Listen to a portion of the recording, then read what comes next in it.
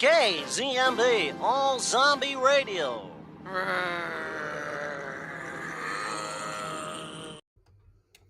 Why, hello, and welcome to another episode of Limited Series Lounge, the show in which we talk about limited series. And this week we're continuing on our journey through Over the Garden Wall, which aired originally back in 2014. I don't know. Why do I start sentences that I don't know the answers to? Stupid. 2015. Nope, 2014. I was right originally. I have a co-host. Her name is Takeerah. She's normally here. Let me just text her. Hold on. Hold on a second. Hold on a second.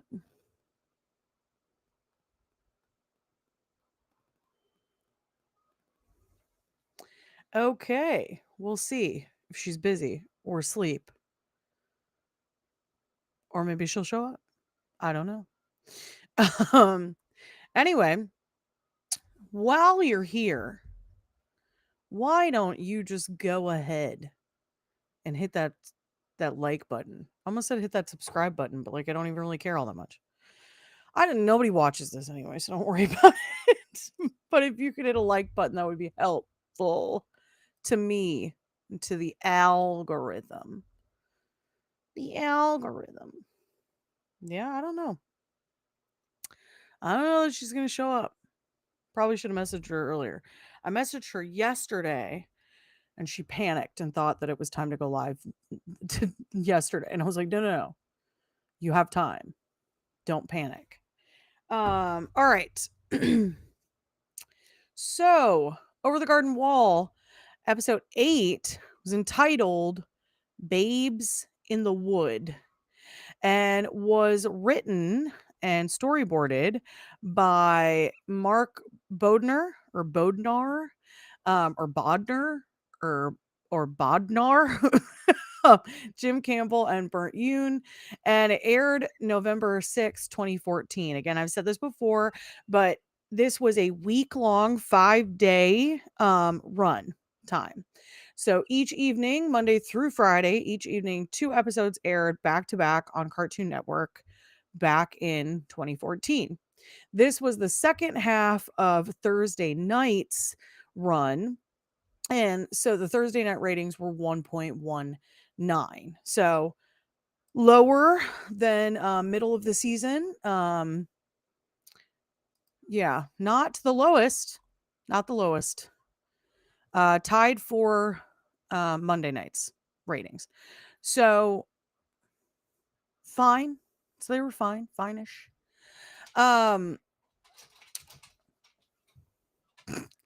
Sorry. My dog likes to crawl under the bed. That was her leaving her hidey hole.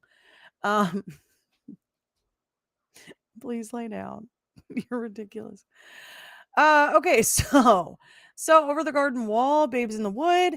Let's see who voice acted for this episode. Obviously, we have the normal cast: Elijah Wood as Wirt, Colin Dean as Gregory, Melanie Linsky as Beatrice, Samuel Ramey or Ramy as the Beast, Deborah Voigt was Queen of the Clouds, and Mark Bodner or Bodnar or Bodnar was the North Wind's voice.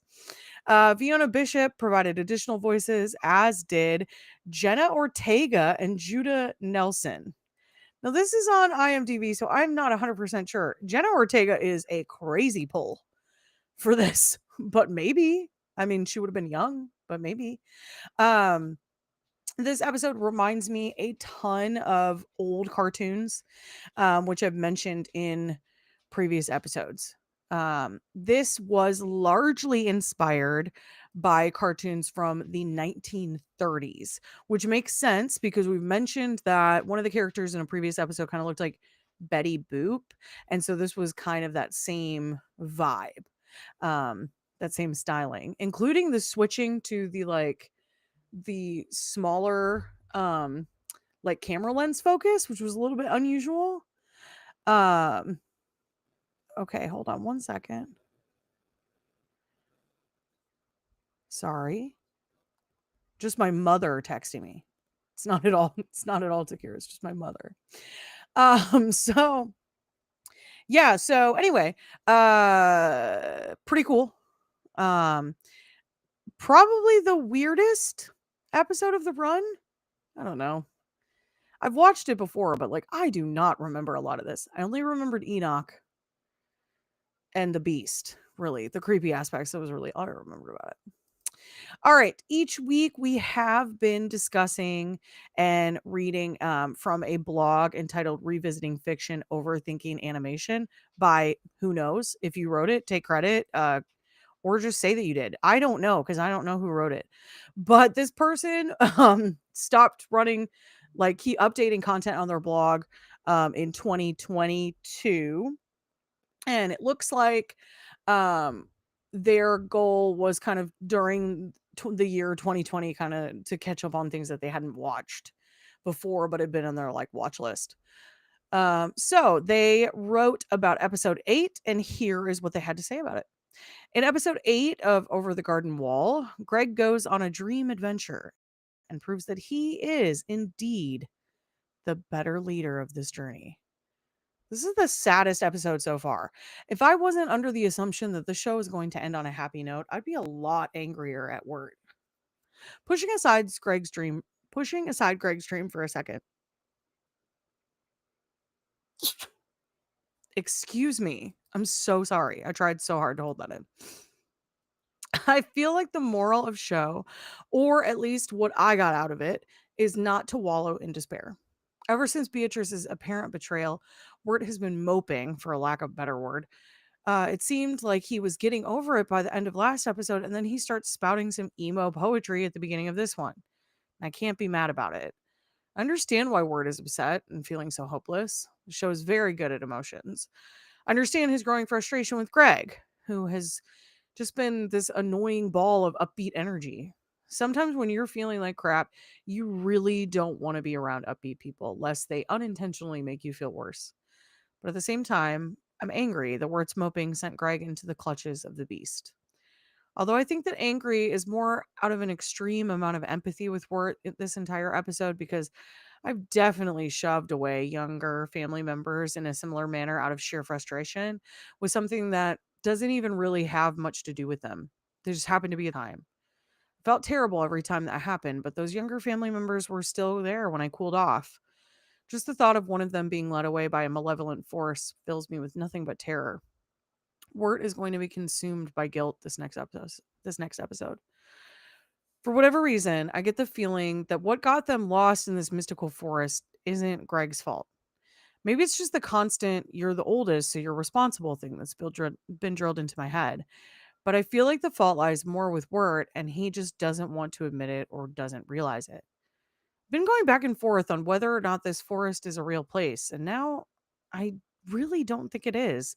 Something about the way Wirt was fished out of the frozen lake made me think that this is all some sort of metaphorical dream, maybe on Wirt's part, and that in the real world, Wirt and Greg are floating to the bottom of a frozen lake they both fell in. I just feel like I'm getting drawn to life vibes from the end of this episode. Spoilers for a game that's over a decade old. Drawn to Life, the next chapter was about a player character of your own design helping a town full of Oh, my apologies. I am receiving a phone call now from my mother. Hold on. Hold on.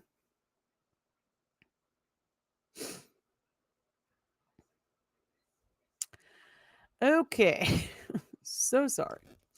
All right. Let's continue. All right. Full of cool looking creatures.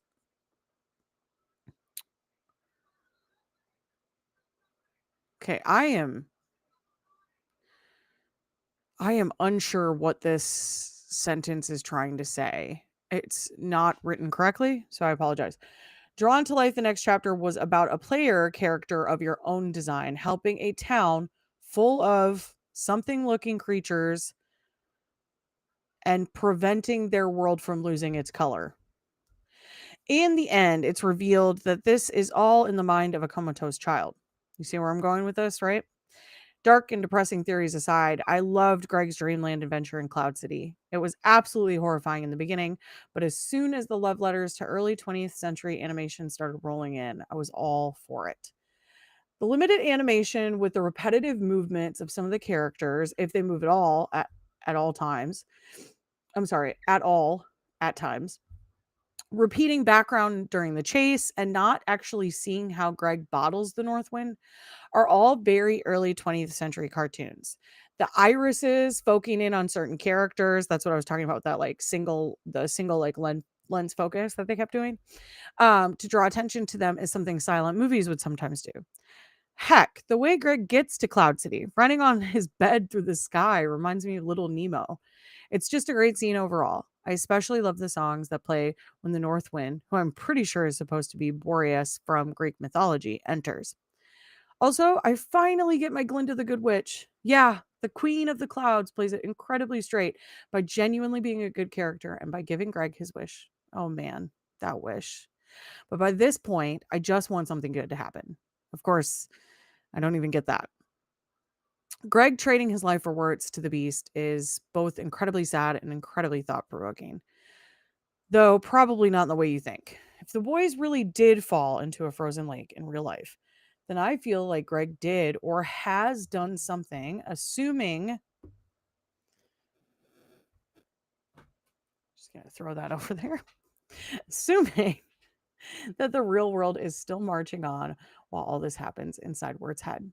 That saves Wirt, but possibly dooms himself. Greg, please be okay. I really don't think I could stand it if he died. Um, so that, hi, oh my goodness, it's India. Hi, India.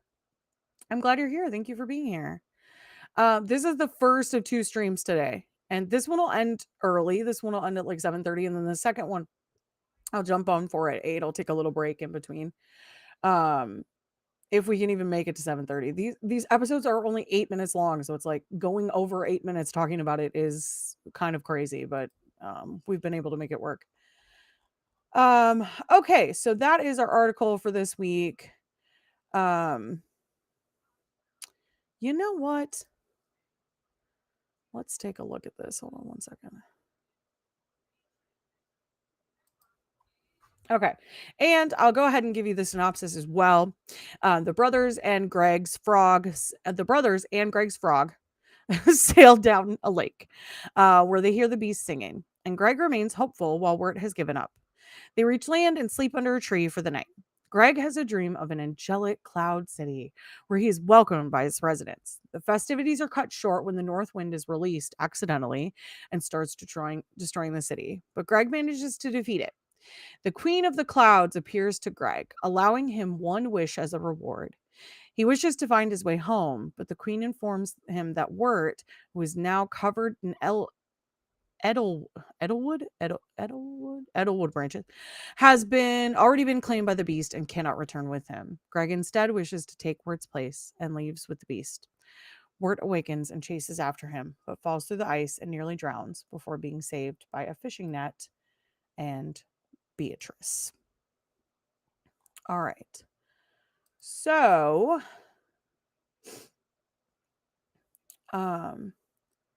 okay. So I did want to look up this Greek mythology thing. Hold on. Okay. Okay. I wanted to look up Boreas, the Greek god, as mentioned in that blog. He's the Greek god of the cold north wind, storms, and winter. And although he was normally taken as the north wind, the Roman writers, Gellius and Pliny the Elder, both took Boreas as a northeaster wind, equivalent to the Roman god Aquilo or Septentrio. Either pronunciation. I've heard it both ways. Boreas is depicted as being very strong with a violent temper to match. He was frequently shown as a winged old man or sometimes as a young man with shaggy hair and beard, holding a conch shell and wearing a billowing cloak. Boreas's most known myth is his abduction of the Athenian princess Oreithia. Okay. All right. So Boreas, like the rest of the wind gods, was said to be the son of Eos, um, or Eos, I guess. It's probably Eos, the goddess of the dawn, by her husband Astraeus, a minor star god. He is thus brother to the rest of the En- Anemoi. Anemoi. It's the name for the wind gods, like like the group, the 5 star gods, and the justice goddess Astraea. Boreas was closely associated with horses, storms, and winter. He was said to have fathered 12 colts. What? After taking the form of a stallion to the mares of Erichthonius, king of Dardania. And these were said to be able to run across a field of grain without trampling the plants. Pliny the Elder, in Natural History 35 and 67, but it's Roman numerals. So it's like 4.35 and 7.67, but only half of it's in Roman numerals, so it's a little bit confusing. Thought that mares might stand with their hindquarters to the north wind and bear foals without a stallion. The Greeks believed that his home was in Thrace, and Herodotus and Pliny both describe a northern land known as Hyperborea beyond the north wind, where people lived in complete happiness and had extraordinarily long lifespans. He is said to have fathered 3 giant Hyperborean priests of Apollo by Chione. Pos, Pos, Pos, Pausanias, sorry, wrote that Boreas had snakes instead of feet, though in art he's usually depicted with winged human feet, and in ancient art he's usually depicted as a bearded older man. It's like a lot. This is very name dense. So Boreas was said to have kidnapped Oreithia, an Athenian princess from the Ilissos. Boreas had taken a fancy to Oreithia and had initially pleaded for her favors, hoping to persuade her. And when this failed, he reverted to his usual temper and abducted her as she danced on the banks of the Ilios. Boreas wrapped Oreithia up in a cloud. Oh, forcibly had his way with her. And she fathered 2 sons as a result. This is a horrible story. I forgot how bad old mythology is. Zethus and Calais, who were part of the crew for the Argo as Argonauts, and 2 daughters, Chione and Cleopatra. From then on, the Athenians saw Boreas as a relative by marriage, and when Athens was threatened by Xerxes, the people prayed to Boreas, who was said to have then caused winds to sink 400 Persian ships. And a cult was established in Athens in 480 BCE in gratitude to the Boreas for destroying the approaching Persian fleet. A similar event had occurred 12 years earlier, and Herodotus writes, now, so this is the quote, now I cannot say if this was really why the Persians were caught at anchor by the storm wind, but the Athenians are quite positive that just as Boreas helped them before, so Boreas was responsible for what happened on this occasion too. And when they went home, they built the god a shrine by the river Elise. Oh my gosh, it's so similar to the other word. Ilissus, River Ilissus, end quote. 2 other cases of Boreas being honored by Greek states for similar assistance have been described in Megalopolis against Laconia and in Thurii against Syracuse. The latter case had Boreas being granted citizenship and a land plot. This is insane. The abduction of Erythia was popular in Athens before and after the Persian War and was frequently depicted on vase paintings. And in these paintings, Boreas was portrayed as a bearded man in a tunic with shaggy hair that is sometimes frosted and spiked. And the abduction was also dramatized in, oh, I'm going to butcher this name.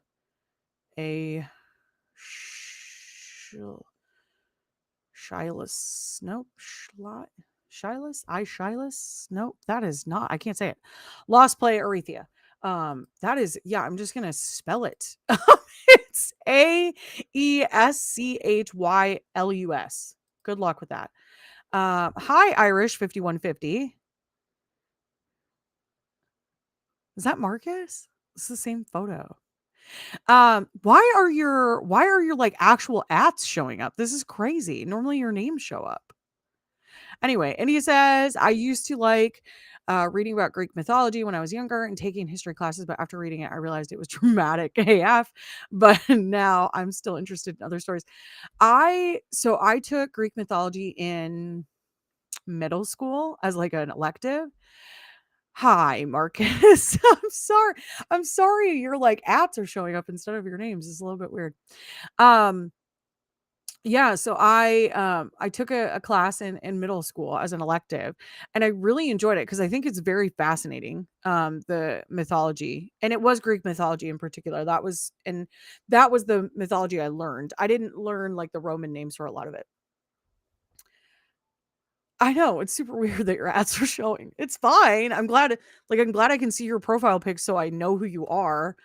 Um but I don't know. It's I like forget how traumatizing Greek mythology is. when, when I'm like reading this, I'm like, oh god, that's right. There's like a lot of horrible stuff in it. Anyway, so I could see why you would think that Boreas is kind of like the representation of the northern wind, and so it kind of makes sense. And kind of that same theme was in Over the Garden Wall, as the north wind was depicted as like angry, and like, they mentioned like him puffing up his chest and furrowing his brow in the song. So that makes sense that you would compare the two. um okay, so there are some more stories about Boreas, so I'm just going to go ahead and just go into that. There's not a ton, so we'll just go into it really briefly, and then we'll move on. So there are other love affairs. I wouldn't call the first one a love affair, but okay. In some versions of Hyacinthus's story, Boreas supplants his brother Zephyrus as the wind god that bore a one-sided love for the beautiful Spartan prince who preferred Apollo over him. Ooh, scandalous. In other accounts, Boreas was the father of Beutis by another woman and the lover of the nymph Pitys. Or yeah, Pitys. Yeah. In one story, both Pan and Boreas vied for Pitys's affections and tried to make her choose between them. To impress her, Boreas uprooted all the trees with his might, and Pan only laughed, and Phineas chose him instead of Boreas. Oh my god. Angry, Boreas chases her down and threw her off a cliff. Her. Yikes. Gaia, pitying the girl, changed her dead body into a pine tree. During the journey of the Argonauts Zetes and Calais, Boreas' sons, describe Apollo as beloved of our sire, perhaps implying a romantic connection between the two gods. And King Erichthonius of Troy had in his possession 3,000 mares. Boreas fell in love with them as they pastured in the grasslands and took the form of a dark maned stallion in order to mate with them. Bro, this mythology goes crazy. Thus, he fathered 12 colts. Not sister wife mares. In the words of William Smith, this was, a quote, commonly explained as a mere figurative mode of expressing the extraordinary swiftness of those horses, end quote. Yeah, don't try to backpedal now, okay? We all heard it. he he had babies with many mares. Boreas is also featured in the oldest tale concerning the creation of the cypress tree. The myth goes that in order to honor his dead daughter, Cyparesia or Parisia, Boreas planted a new tree, the cypress. And the inclusion of Boreas in the storyline continues the pattern of a wind god appearing in the story of a plant, like he does in the story of Pitys and of Zephyrus, and in the stories of Paris,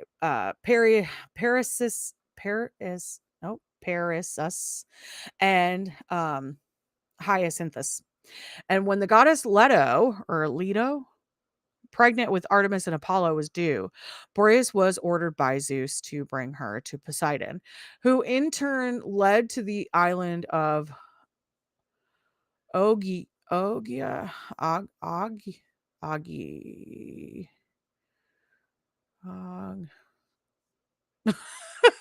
Agi, no, Ogygia, maybe.